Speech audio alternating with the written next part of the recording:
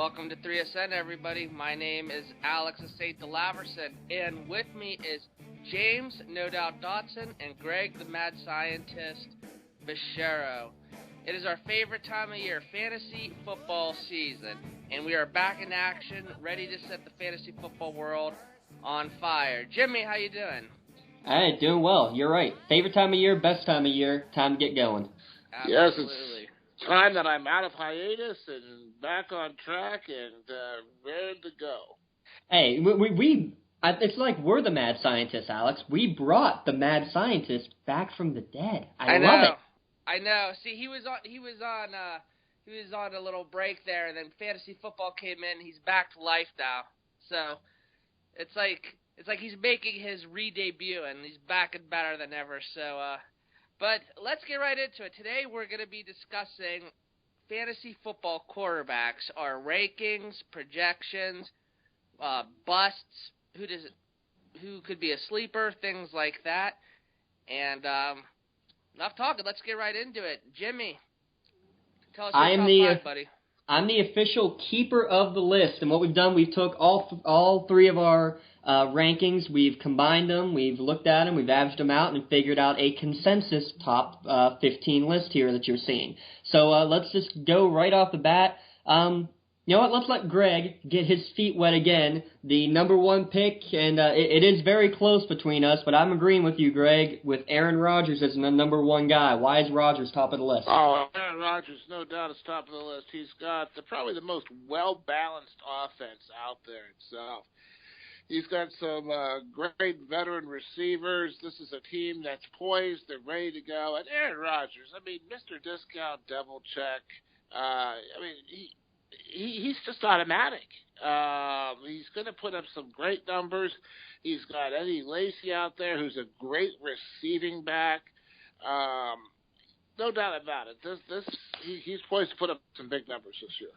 Yeah, I'm with you there, Greg, and the main thing I'm looking at with him is the consistency. When you take out the injury season that he had, 2013, you can't ask for a more consistent guy. He's right in the upper 30s, lower 40s in touchdowns. Last year he had only 5 interceptions, though. That's the main thing I'm looking at. He's not turning the ball over, and whether you have a turnover costing you in your fantasy league, it's still not going to help you, even if you don't have turnovers costing you. It's still not helping if he's turning the ball over. So only 5 turnovers all year, that's absolutely incredible in my mind. And you said it right there, when you have a good running game to go along with it, tough to beat. Mm-hmm.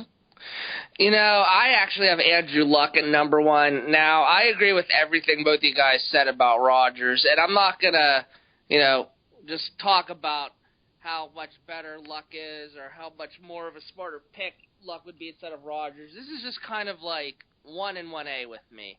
You know what I mean? And I guess the reason I'm going with Andrew Luck is when it comes to fantasy football, I kind of go with the guy who's on fire, the what have you done for me lately kind of thing. And what he did last year, what he threw for 4,761 yards and scored 43 touchdowns. And, he's only going to get better, as his young weapons develop together. So I just think he should probably be the first quarterback off the board, but again, not that much of a greater difference, in my opinion, with him and Aaron Rodgers. Yeah, I'm with you. They are a 1 and 1A, and like I said, with the interceptions, that's about the only reason why I'm going to favor Rodgers slightly. 5 interceptions for Rodgers, 16 for Luck last year for Andrew Luck. So I can't argue either one, but what I think we can all agree on is that after Rodgers and Luck, there is a pretty big drop-off to our next guy on the list. And Greg, will go back right to you because you got this guy at number 3, Drew Brees. It might be a bit of an issue, though, because he's lost Jimmy Graham, and they're supposed to be going to a more run-first offense. What are your thoughts, though? Well, once again, the New Orleans Saints just tend to baffle me with some of their player personnel moves. No doubt about it. Losing Jimmy Graham is a big blow to Drew Brees' production. He was Mr. Automatic there with Drew Brees. A couple of things about Drew Brees. Number one, he's getting a little bit long on the tooth. Number two, he doesn't have the personnel around him. And number three, the offense is just not the high-powered offense that he had a couple years ago. And with that, I mean, is this guy going to put up 33, 34 touchdowns? Yes, he will. And believe me, I mean, but once again, he's no Aaron Rodgers and he's no Andrew Luck right now. He is Drew Brees, and that's why he's number 3. Yeah, I think there's definitely a concern with everything that's going differently in terms of losing your best target, Jimmy Graham, and supposedly going to run first. But Drew Brees throwing you the ball, he's still going to throw it. He hasn't thrown it under 650 times any of the last 5 years. I don't see that number changing too much at all. You know, Darren Sproles is gone. Kenny Stills is gone. Marquise, Coulson is getting older and slower. It's just a recipe for disaster for the guy. And I think I agree with Greg for the most part, but the thing is, though, when you're Drew Brees, you can have that kind of drop-off with, your weapons leaving you and getting older, and you're still, just for being Drew Brees, you're still going to get your fair share of fantasy points. You know what I mean? The Jimmy Graham, losing Jimmy Graham, that's a big blow. You know what I mean? But I think I had, Drew Brees at number 5 or 4, and he's just, you can't not, I think, put him in your top 5, I believe, just from a numbers game, just for how much they throw the ball. You know what I mean? And just for him being Drew Brees. So, I mean, he did turn 36, so he could continue to decline, but, I'm also hoping he's going to bounce back. But maybe, is that wishful thinking on my part? Maybe, but, I anticipate him. I mean, he'll be there, Alex. He'll be there for you. He's just not a number 1 or number 2 guy. Oh, no, I definitely agree with that, but I believe I had him at number 5, so to me, I think you got it exactly right. Rodgers and Luck are 1A and 1B. I think Drew Brees and probably throwing Peyton Manning for most people are going to be like your 3A and 3B. I mean, Alex, even with Peyton Manning being 10 million years old, he's still going to go and being, cut that meat commercials. So, I mean, literally, 39 years old, but he comes in at number 4 in our rankings, and I was the same way. I was interchanging between them. I mean, Peyton loses Julius Thomas, but they get Owen Daniels back in his place. What is it about Manning that makes him so good and able to keep doing what he's doing at age 39? I think Peyton Manning, I just think he's the smartest quarterback, quarterback ever. You know what I mean? And, this is, when you're a running back, you hit age 30, and that's kind of it. You know what I mean? Quarterbacks, you kind of, obviously there's a lot of pressure there, but as long as that arm is still good, and he still has that intellect, he'll always be, Peyton Manning. Well, let me interject here. Even if his arm still isn't good, let's say that he has significant diminished ability with his arm strength. Peyton Manning will find a way to win. Peyton Manning is your quintessential competitor, extremely intelligent, uber intelligent, and also very accurate. He'll shorten that game up. He'll dink and dunk if he has to, but he will get you points. Will he get you 39 to 40 some touchdowns? No, he'll probably barely be lucky to make 30 touchdowns this year.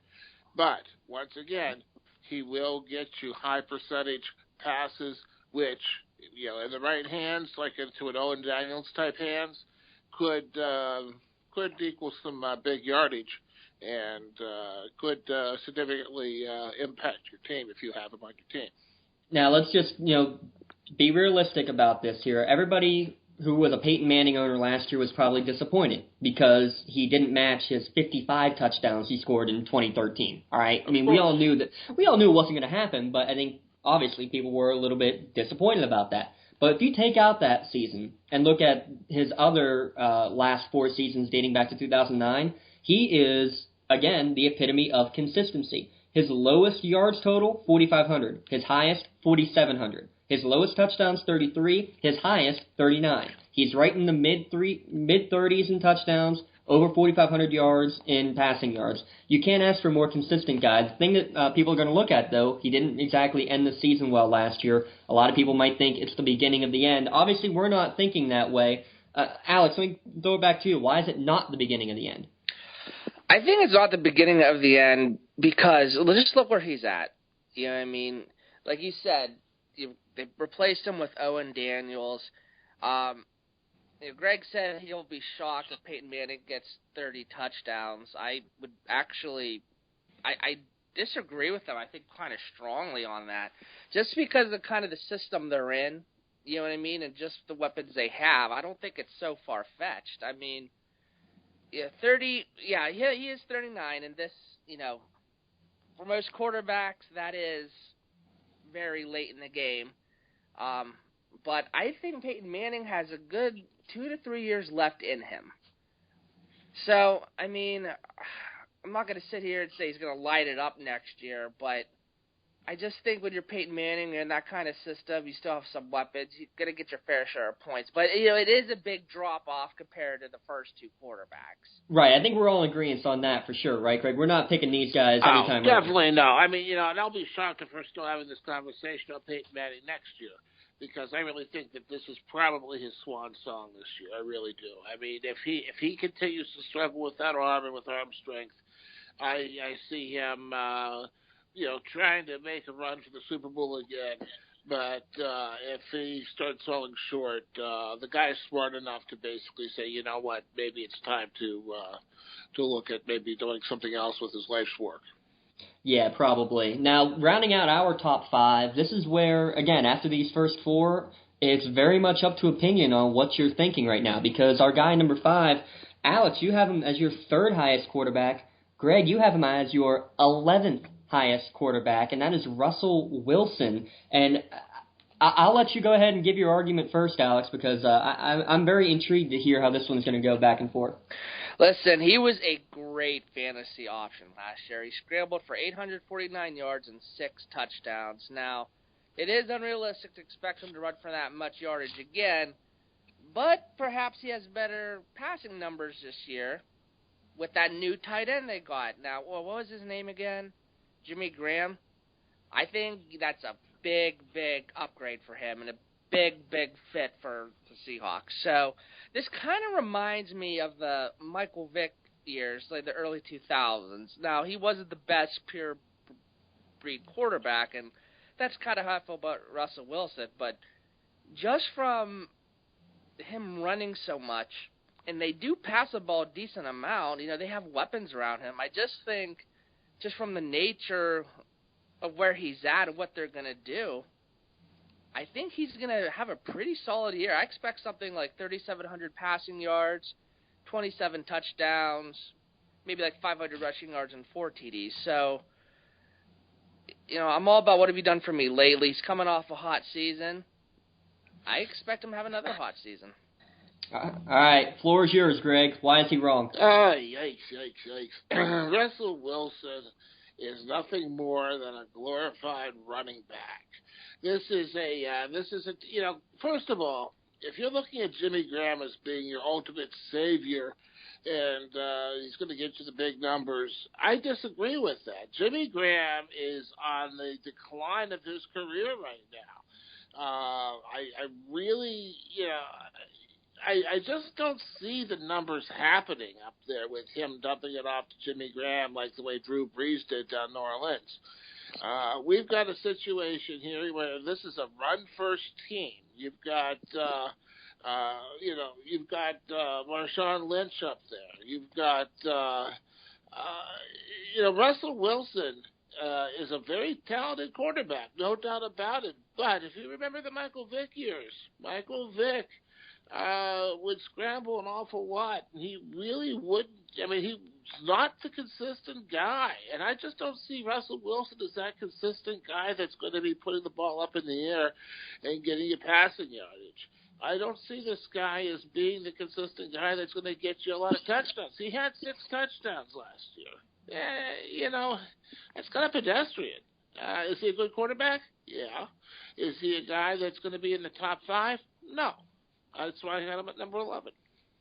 Greg, I think I'm in agreement with you on this. And, while I'm not going to put him all the way down to 11, I'm certainly not going to go as high as number 3 either. I have him at that 5-6 spot. And I guess the main thing for me is that even though, yes, everybody's going to go sky high on him because of Jimmy Graham, and I'm cautiously optimistic as well. However, what did they ever use the tight end for in past years. Now, obviously, They really haven't. You don't have a Jimmy Graham. Okay, I get that. But at the same time, Pete Carroll is not the type of person who goes and changes around his entire system. And especially when the last 2 years you've made the Super Bowl, you really think you're going to change your entire offense to fit a new star player? Who was the other guy that they brought in and didn't change their system? Oh, yeah, Percy Harvin. They changed nothing, and he was out of town 4 weeks later. Am I saying that's going to happen with Jimmy Graham? Absolutely not. But I'm looking more at the fact that we're not changing a program to match this brand new star coming in because we've done fine without you.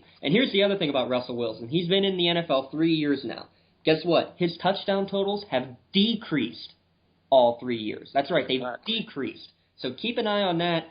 I think he still has a fine season, but I don't think it's anywhere near the top 5 or even top 3 or 2 like some people are trying to predict. And I hope I'm wrong for his sake, but I just don't see that happening with all the other great quarterbacks out there. Okay, but we have to also remember, we talked about the drop-offs from 1 and 1A. Who else are we going to put ahead of him that is so much obviously better? Cam Newton. Who? Cam Newton. Well, let's look at that. We have just completing our top 10. We have Matt Ryan comes in at 6, Cam Newton at 7, Ben Roethlisberger at 8, Tony Romo at 9, Eli Manning at number 10. Now, Greg, looking at your numbers, you got Cam Newton and Matt Ryan rounding out your top 5 personally. What is it about these guys that make them a better pick than a guy like Russell Wilson? Well, first of all, Matt Ryan's got a better surrounding cast. Matt Ryan is a pure pocket passer. He's the type of guy that will get those numbers for you, especially, when you have Julio Jones out there and Roddy White. If those guys stay healthy and you get a good, you have a decent tight end out there, Matt Ryan, Matty Ice, is definitely going to put up some fantastic numbers for you. And he's always been a model of consistency, even in his bad years. Where the Falcons didn't make the playoffs, he was able to basically be a very solid number 2 QB on a roster, and sometimes even a number 1 QB on a roster. So I see Matt Ryan's consistency as the factor there, and then Cam Newton. Once again, Cam Newton is the type of guy that's going to make the plays with his legs, but he is not a one-trick pony like Russell Wilson, because Cam Newton can throw the ball, and he can throw the deep pass, and he can score the big touchdowns. He's very much a quarterback like Roethlisberger, but a lot more consistent in his approach. I think you're going to see Cam Newton especially throwing up a lot of jump balls to their rookie Devin Funchess. I think that the main thing for Cam is that since joining the league, his rushing touchdowns have decreased every year, but his overall scoring production has not. He's adapting his game, and I think you're going to see that from Russell Wilson over time too, but Cam Newton's already done it. The thing about Matt Ryan, again, maybe a few too many turnovers, but very much consistent, about 4,600 yards each year, around 30 touchdowns each year. I'd like to see him have that breakout year. The fact that he has essentially no offensive line, though, really could scare me. And, Alex, it's not like you hate these guys. You have them ranked 7th and 8th in our rankings, so that's not obviously too bad at all. Well, I mean, like with Cam Newton, I mean, he did catch fire at the end of the season, rushing for 197 yards and 3 touchdowns in his final 3 games. So he is a pretty solid fantasy quarterback when he's healthy, and he should be better with a slightly upgraded supporting cast. So I am, I guess, high on Cam Newton for the most part. As far as Ryan, he had a solid year last year. So, but they also had a lot of needs that they failed to fix. You know what I mean? So I just feel like he'll just continue being a low-end number 1 quarterback. I mean, it's like I have Matt Ryan in the same place almost every year. Right, because he has been very consistent. But the one thing I'm seeing, though, is that if there is a time for a breakout year, I mean, he did all that last year with half of his guys hurt. So I'm thinking if there's a time for a breakout year, this is when it's going to happen. I might be willing to take that bit of a gamble on that because he has the big-time upside. I think we're all in agreement here that none of us, and I don't think anybody who is in a drafting mode should, unless you have Aaron Rodgers or Andrew Luck at your disposal, should be picking up a quarterback in the first or second round. I really think that these quarterbacks that we're looking at, the talent-wise, you're looking at getting these quarterbacks maybe fourth, fifth, or sixth round. Oh, easily. And I think it's also very obvious that everybody's opinion is differing. You can see one guy be taken in the late second round in one draft, and that same guy not going until the sixth round in the next draft. And you know what? The biggest example of that I've seen and everybody I've talked to is a guy by the name of Ben Roethlisberger. He comes in our consensus rankings at number 8, and again, Alex is a big fan of him this year. I'm definitely not a big fan of him in fantasy terms, but I want to hear Alex's argument for him first, and then I'll tear him to pieces. Okay, listen, I wouldn't go far saying like I'm a big fanboy of him, okay? I'm just saying, with the players presented, yeah, I mean, is it that far-fetched? Is it that bad to have him as a number 5 quarterback?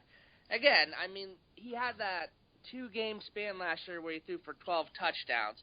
But, like, look at his supporting cast, though. Antonio Brown, Martavius Bryant, Le'Veon Bell, he's off that 2-game suspension. And this is a different Steeler team. This is a different era. They're going to be throwing the ball so much. And fantasy football, it used to be where running backs are king. Now it's like where wide receivers are king. And Ben Roethlisberger's in a situation where he has some pretty good wide receivers. And he's in a situation. Of course he does. Where he's going to be throwing. Yeah. You know what I mean? So I'm not going to, like, go out there and say, you know, oh, man, he's so much better than everybody else. It's such a great pick. But I had him higher in the list than most people, I guess just because, like, I'm kind of disappointed in the rest of the quarterbacks that are presented. You know what I mean? So I just feel like, again, with the nature of the beast, where he's at, his weapons around him, it's kind of a big difference. You know what I mean? Look at the other quarterbacks we just got done talking about. You know what I mean? Are they really in the same situation Ben Roethlisberger's in? No, he's got the weapons around him. I'll definitely agree with that. Model of consistency, though, I mean, all of a sudden he jumped up to a 5,000-yard season, which was different from past years. Here's the main thing. Alex, you mentioned that those back-to-back weeks where he had 6 touchdowns each week. You know that in the regular season for fantasy football last year, half of his entire regular season points came from those 2 weeks. You know what? If you take a look at a scattergram, if you take all the quarterbacks that we've talked about and put their touchdowns on a scattergram, and we could see physically where those touchdowns landed and where all the points landed, then and Dotson's 110% correct on this. Yeah, you know, much of Roethlisberger's production happened over a period of 3 weeks, and that's it. Does it matter, though? As long as he gets the points. No, well, you got him for those 2 weeks. Okay, I'm going to win those 2 weeks in those matchups. If you're playing in a year-round league, then that's great. Right. Okay, I'll take that. But if I'm playing, Alex, if I happen to play you and Greg in those 2 weeks and I have Roethlisberger, okay, I'm going to win. But then I'm going to lose to somebody who doesn't play their lineup the next week. But here's the thing, though. I also am probably going to draft a lot different than you guys. I might have Roethlisberger ranked number 5, but with me in the way I'm going to draft, I might not get him until like the 9th, 10th round. You know what I mean? So maybe that's kind of a difference here.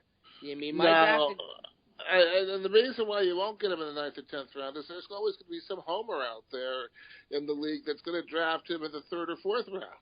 Yeah, because you're far from the only person who I've heard who is so high on Roethlisberger, and I don't blame him for being I'm not that so high on him. I'm just saying, just the way the league is right now, I just think he's a number 5 quarterback. The thing that hurts Ben Roethlisberger is his offensive coordinator, Todd Haley. If you take I'm going to give you a name from the past, Kurt Warner. Kurt Warner had a fantastic surrounding cast around him when Todd Haley was the head coach of the Cardinals. And Kurt Warner never had the consistency numbers that he needed to have because of Haley's game. Todd Haley is a blessing and a curse for Pittsburgh. He's a curse for Ben Roethlisberger because he will inject boneheaded plays that make absolutely no sense whatsoever and expect men to try to pull these things off. And you look at this thing here. Once again, Ben's got a fantastic stranded cast. He has the best receiving running back in the NFL in Le'Veon Bell. He's got Antonio Bryan, who I think arguably is the best possession receiver in the NFL at this particular time. I think he's the best full receiver in the NFL. I think he might be. He's very close. I'll give you that. Yeah, I mean, so with that stated, you've got two freakishly fantastic weapons, and then not to mention you got guys like Wheatley out there.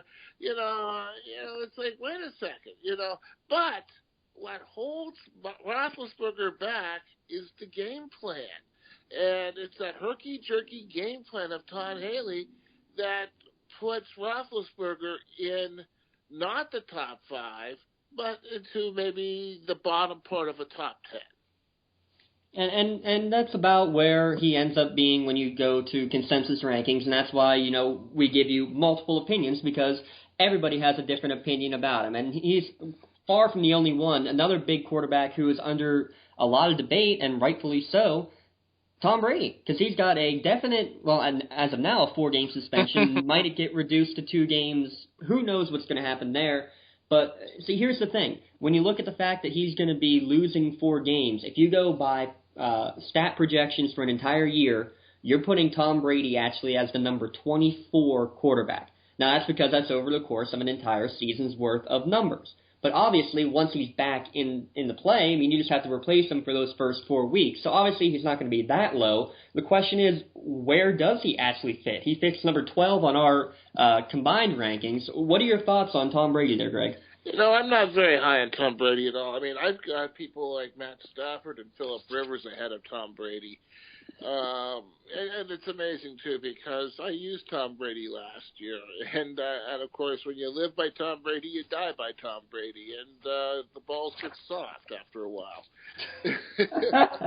Oh, he went there. Yes, I did go there, and I'll keep going there. But the bottom line here with Tom Brady is he's overly hyped. He's not going to be the model of consistency. Will he win games? Of course, he'll win games, but he'll win games ugly. And with that stated, I think you have a better chance with a Peyton Manning out there, or even an Eli Manning, than you do with a Tom Brady if you're looking for consistency and points. Alex, your thoughts? Guys, I want you to listen to what I'm saying. If there's ever a time in the rest of his career that Tom Brady is going to do something special or magical or terrifying, it's now.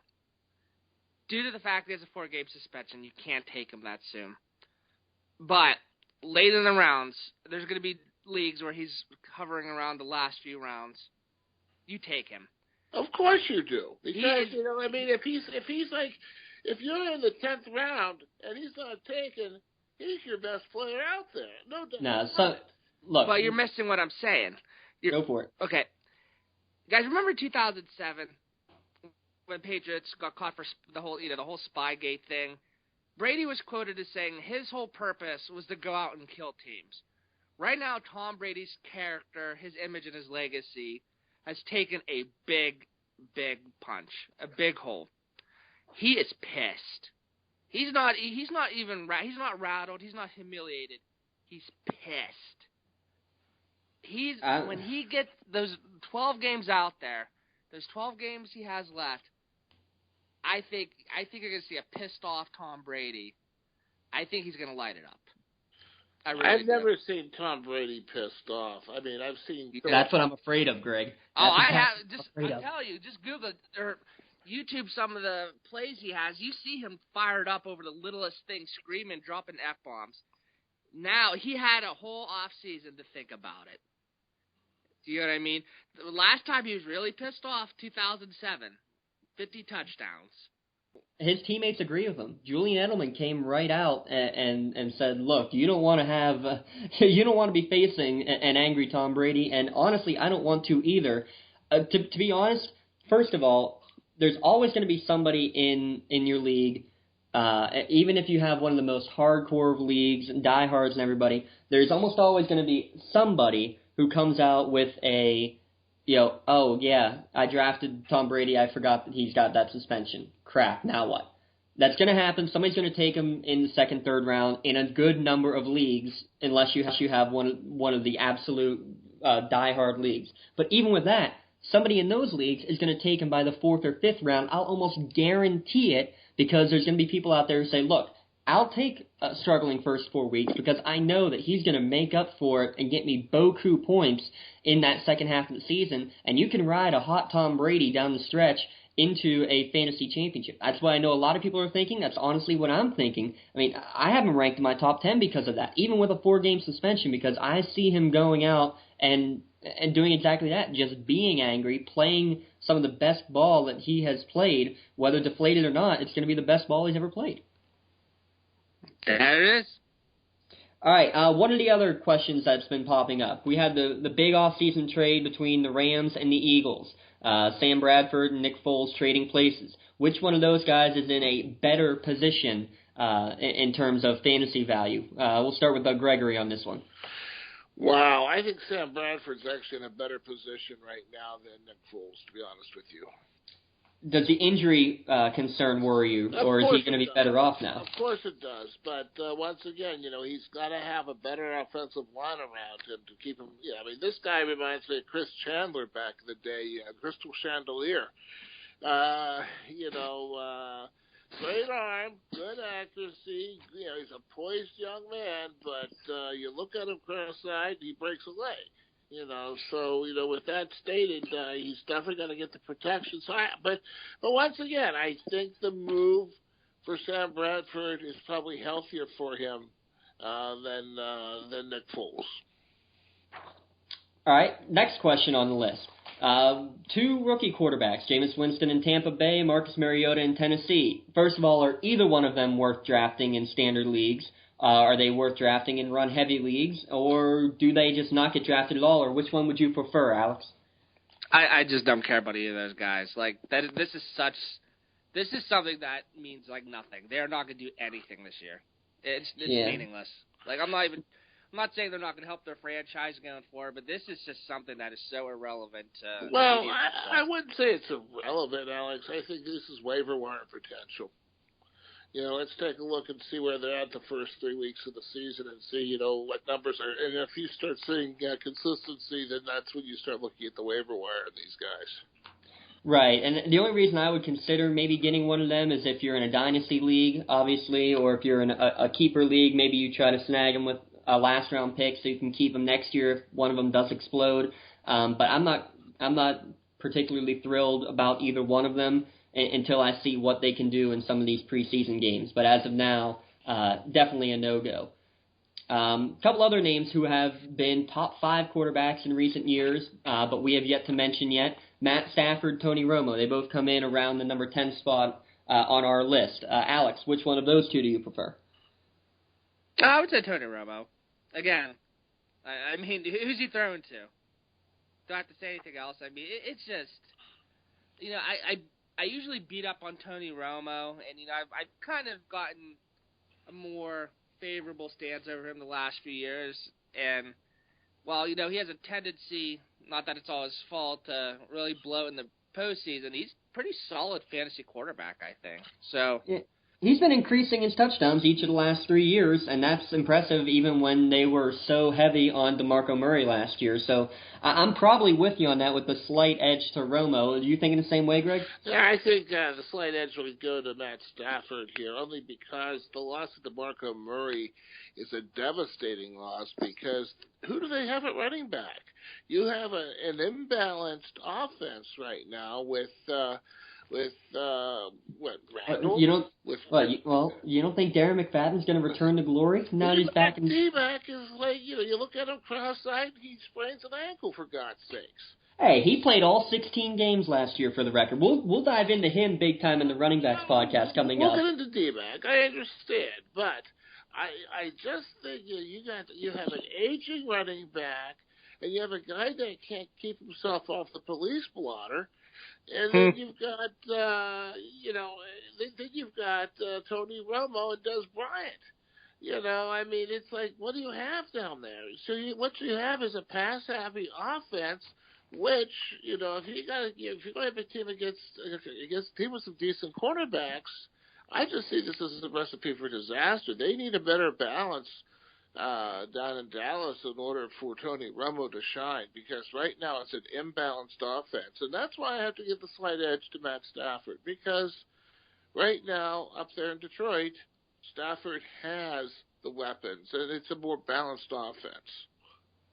Well, and there you have it again, that there's lots of room for debate, and as long as you can defend your pick, which you pretty much can with any of the guys that we've been talking about tonight, they're worth taking a shot at. But again, with that depth of quarterback, let's just talk draft strategy in general real quick to wrap things up. If you don't get one of those, 1A, 1B guys in Rodgers or Luck, is it best to just wait pretty much as long as you can, seeing as the difference between quarterback number 4 and 5 is not much different from quarterback number 13 and 14? How long are you willing to wait, Greg?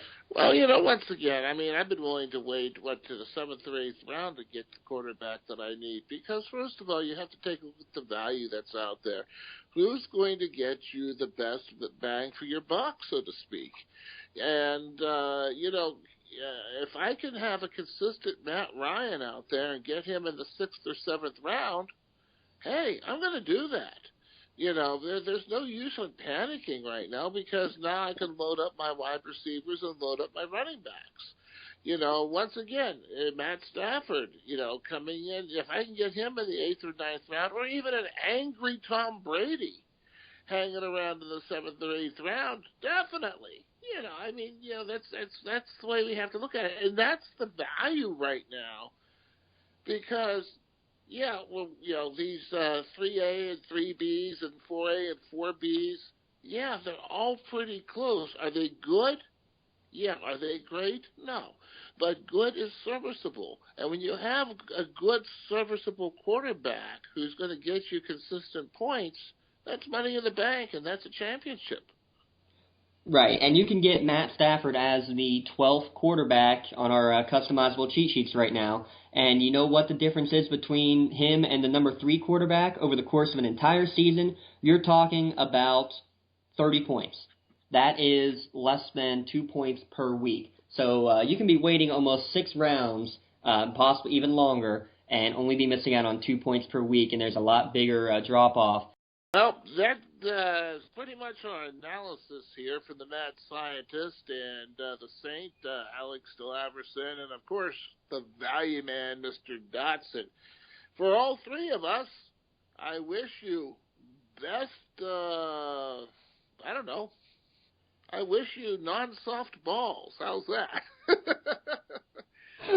We'll keep this PG rated. I wish you best drafting out there. And once again, this is the quarterback analysis, and let's have fun out there with all this. No doubt about it.